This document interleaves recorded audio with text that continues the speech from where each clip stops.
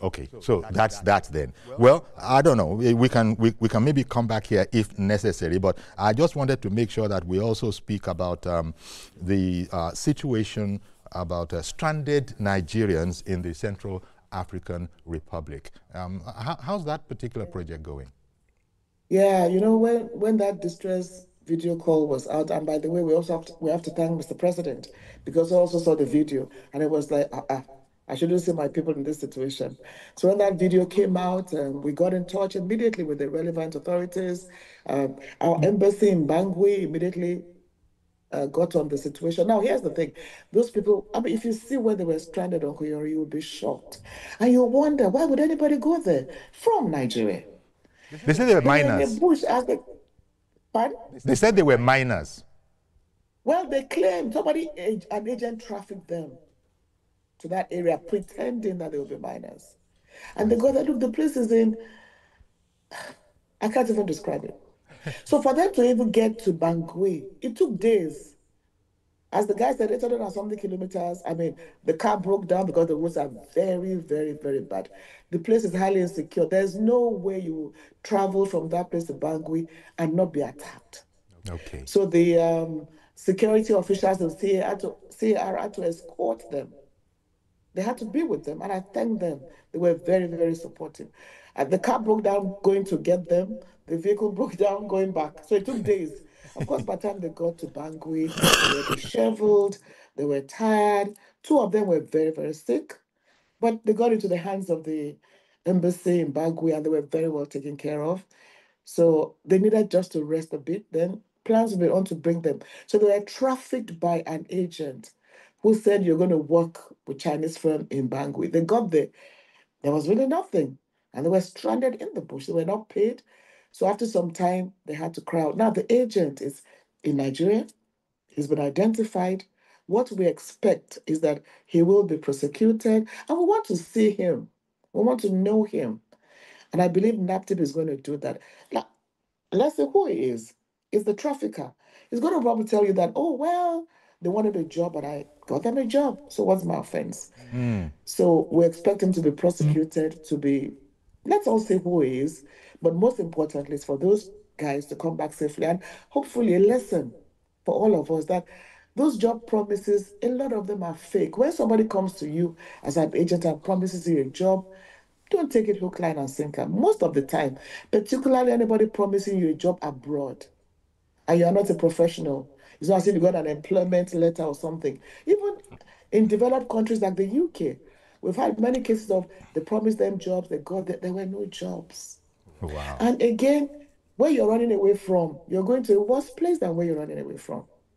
As somebody who we rescued some time ago said, it would have been better if he was under the bridge selling guguru and groundnut or, dealing with Richard Carts or something. So it's really a case of ignorance. But we have to stop claiming ignorance. I'm sure the message is out there. It's been out there for too long. Look at Libya. People are still going to Libya. Despite going to Libya detention centers, appealing to them, coming back to show real life examples, I still get distress calls from Libya. Look, under President Buhari's administration, over 10,000 were returned. Under President Bola Ahmed Tinubu, within 8 months, over 5,000 were brought back by the International Organization for Migration, NEMA, Refugee Commission. But people are still going. So somebody tells you you're going to Europe, you're going through the desert to live, and you still go. It's a problem. So maybe those people are tricked because there was a time when people were actually making Libya a destination. Are those times over? They are tricked because they're en route, supposedly, to somewhere else like Europe, and that's why they have anything to do with Libya? Or are people still making, plans for going to Libya in spite of, what I imagine must have been advisories against that? Those years you're talking about was like maybe 20, 25 years ago. Okay. The world itself is no longer that safe. In fact, the safest place to be is your country. So even the Europe you're going to, there are no jobs. You go to the streets of Paris, you see blacks sleeping in the cold weather. We were in a country where we went to the shelters to, meet our people there. There are no jobs in some of these places. So that's what I'm saying, that if you're going, know where you're going to and be sure of where you're going to. So, and I'm saying it, no matter what anybody says, Nigeria is better than, I see them all the time. And we have this conversation. The Nigeria you're running away from is better than where you're going to.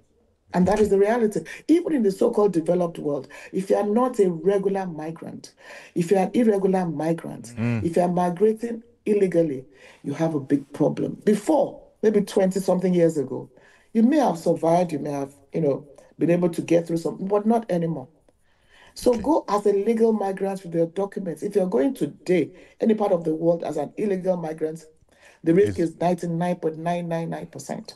It's going to be very, very tough. Okay, one moment, please. Taiwo in Akure, good morning, and thank you for calling in. Taiwo, can you hear me in Akure? Taiwo in Akure, can you hear me? Good morning. Good morning, Uncle Yori. Good morning, sir. Please go ahead with your question Yori, now. Good morning. Good morning. Thank you for calling in. I'm hearing you, Uncle Yori. Yes. Good morning. Yeah. Go ahead, please. Yes, let me appreciate what you are doing. You're very kind. And I want to thank. Yes, and I want to appreciate Mr. Abike Dabiri Erewa. Yes. Okay. She heard you. And I know that you didn't forget to add the Erewa. You put it, Dabiri Erewa. I'm fighting. Thank you. I didn't hear you, but thank you. I heard